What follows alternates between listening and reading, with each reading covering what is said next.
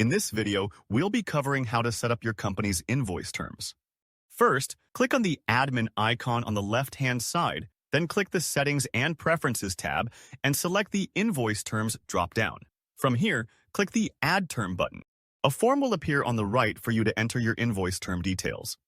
You need to type in a name for the invoice term, then specify when the invoice is due.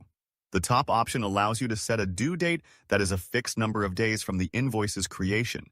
The second option allows you to select a specific day of the month, such as the 1st or the 15th. You can elect to have the due date set for a specific day of the next month. If you're creating an invoice within a certain number of days of the day of the month due date you've specified.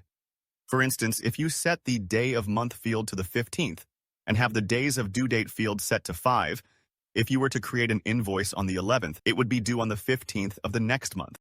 When you're creating a new invoice, you'll be able to select from the invoice terms that your company has set up within this interface.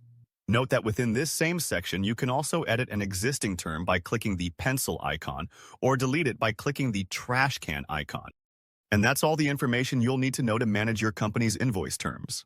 If you need assistance, our awesome support team is always glad to help. We can be reached at 800-558-3054 or by emailing VCGSupport@vcgcorporate.com.